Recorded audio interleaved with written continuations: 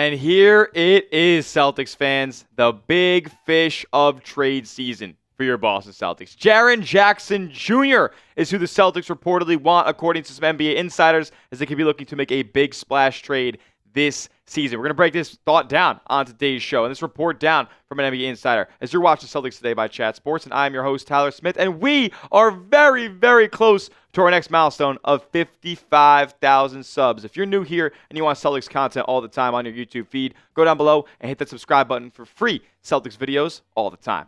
All right, let's talk about it, man, because the Memphis Grizzlies, they are bad. They are in 10th place in the Western Conference right now. They are under 500, 17-22. Things are not going super well in the first full season back of Ja and Jaren Jackson Jr. leading the way in Memphis there. Desmond Bane left, and everything went to shit, it seems. And look, when Jaren Jackson Jr. is making statements like this, things cannot be too great going on in Memphis right now. I mean, he said it could always be worse. We could be homeless. Sounds like a guy who's really confident in the direction of his team moving forward. But I will push back a little bit because Jaren Jackson Jr. isn't necessarily a name that's getting thrown around in trade rumors at this point. Like Shams Charania had just reported that Memphis isn't really looking at trading Jaren Jackson Jr. As a matter of fact, looking to build around Jaren Jackson Jr. in this little retool that they have going on. He said Memphis is considering multiple paths, though. Multiple paths. So they could end up trading Triple J here.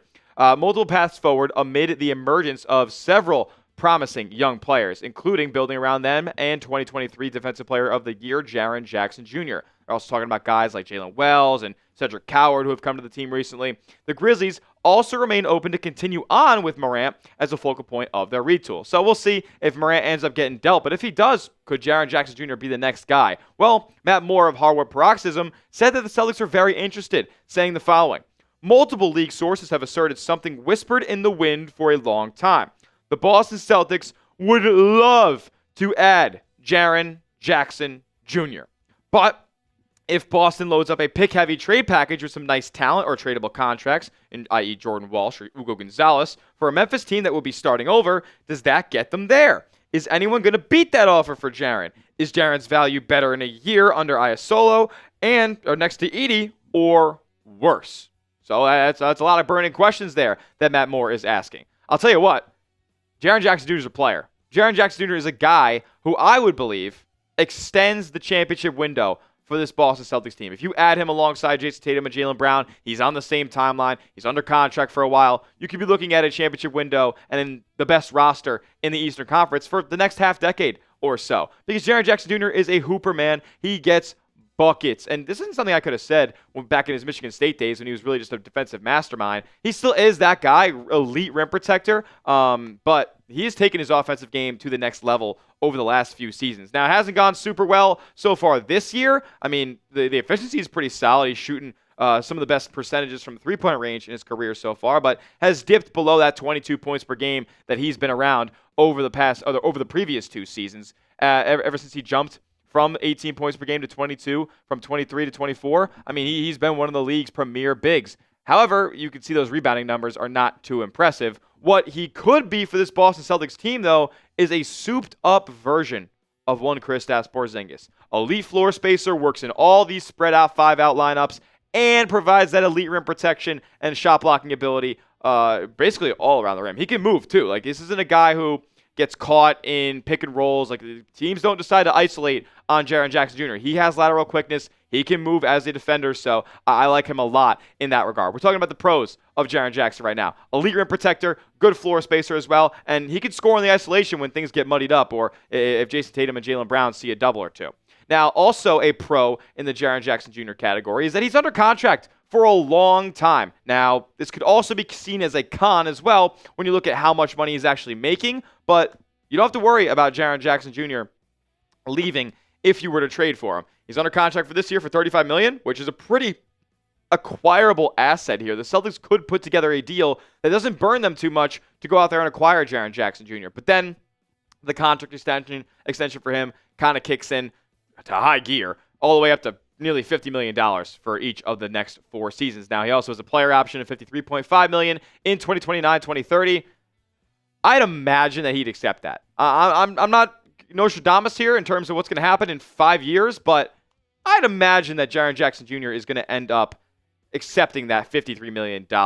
I'm not so sure he's going to get anything more than that in a potential new contract or trade from another team at that point. Now, when it comes to where Jaren Jackson fits into this lineup for the Boston Celtics, well, there's a couple different approaches they could take, which are also big-time pros for me. The versatility that Jaren Jackson Jr. provides for this Celtics team. You could throw up a straight-up small ball lineup of death out there that would just pepper teams with three-pointers. Peyton Pritchard, Derek White, Jaylen Brown, Jayson Tatum, and Jaren Jackson Jr. Teams would have to respect each and every one of these 5 guys on the perimeter. But if this lineup doesn't work, or if there's some teams where it doesn't match up the best against, you could also go with a jumbo lineup as well that includes Derek White at the point guard, Jaylen Brown moving up to the 2, JT at the 3, Triple J at the 4, and then Neemias Queta at the 5. Now, people are still talking about the Celtics having to make an improvement at that center position, but I think if you ran Jaren Jackson Jr. and Neemias Queta at the 4 and the 5, who's scoring on this front court? It's one of the best defensive front courts in all of basketball. You could argue it's the absolute best. Now, coming up next, we're not going to just straight glaze Jaren Jackson Jr.'s entire video. We're going to throw you guys the cons of a Triple J trade, and then we'll get to a trade idea. What will the Celtics have to give up? And we'll see if Memphis would be down for it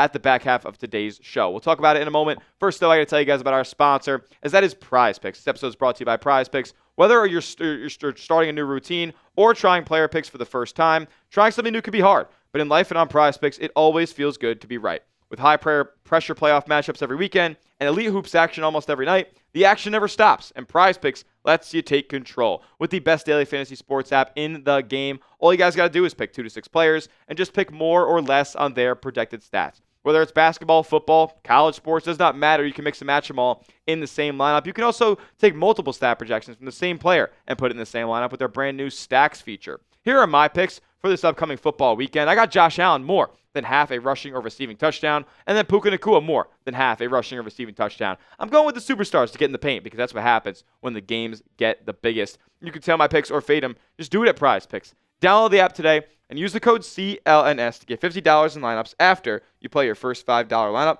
That's code CLNS to get $50 in lineups after your first $5 lineup. PrizePicks. It's good to be right. Does Jaren Jackson Jr. solve the Celtics' rebounding problem? Because they do have a rebounding problem, guys. Let's not kid ourselves here. If there's any deficiency of this roster, it's that they don't have enough legit rebounders. They not only lost Al Horford, Kristaps Porzingis, who even wasn't the best rebounder, but he was still 7'3", Drew Holiday, and Jayson Tatum for the entire season. JT was your best rebounder last year, even with all those front court players. Luke Cornett you lost as well. But bringing in Jaren Jackson Jr. to solve those problems, it doesn't really do that. In his entire career, he's averaged around 5 to 6 rebounds. That's pretty embarrassing for a starting center in this league, but that's just never been the player that he's been. Now, you could say, though, this could be corrected. I know rebounding is one of those things that's kind of innate. It's in your head. You have to be born with that want and that just acumen of rebounding. It's something you just develop over your basketball career.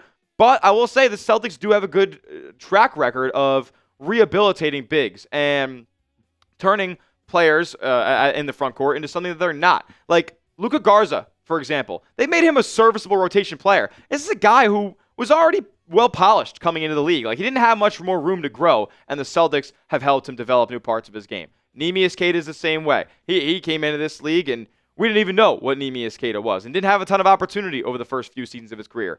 The Celtics have turned him into a bona fide starting center in this league. So they do a great job of developing bigs. Maybe they can help improve Jaren Jackson's rebounding game in some way, shape, or form. Now, would he be willing to be a third option? That's another con that we have here for Jaren Jackson Jr. A lot of his points are scored in the isolation. Would he be willing to defer to a Jayson Tatum, to a Jaylen Brown, and be the third guy in that pecking order offensively, even maybe some nights the fourth option when Derek White is hot?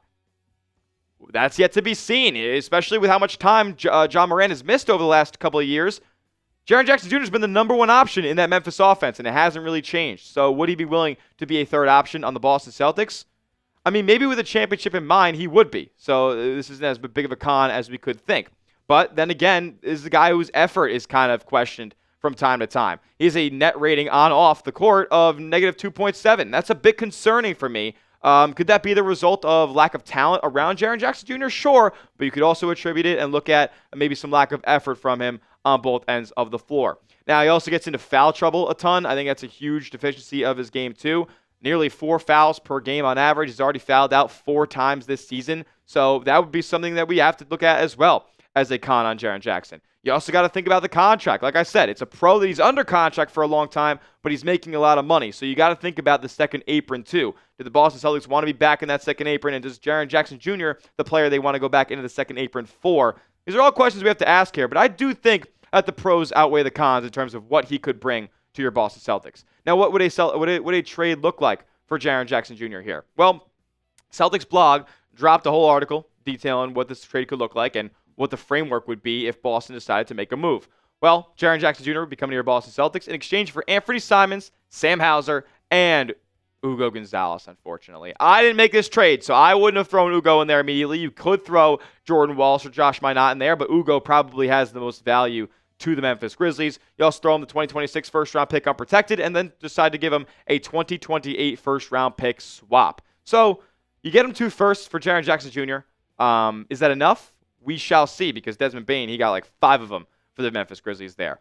This trade, what it does for Boston, it does save you a little bit of money too. That's why Hugo being in there helps a little bit. It sheds $5.5 million off the salary cap for the Boston Celtics, so they potentially would be able to get closer and closer to that luxury tax line that helps them avoid all these penalties once the season is over. But you also know at the same time, though, Brad Stevens would be trying to keep Hugo Gonzalez. Like, Brad would be doing whatever he could to not allow Hugo Gonzalez in this trade framework with the Memphis Grizzlies. Now, if you swapped him out for a Jordan Walsh or a Josh Minott, that would significantly decrease the cap savings that you get on this deal. So it would be killing a kind of like a two birds, one stone, but I know the Celtics have a ton of faith in Hugo Gonzalez and what he can do in the future. He's been raising the floor of this team, both on the offensive and defensive side of the basketball. With that being said, would you make the trade? Let me know in the comment section.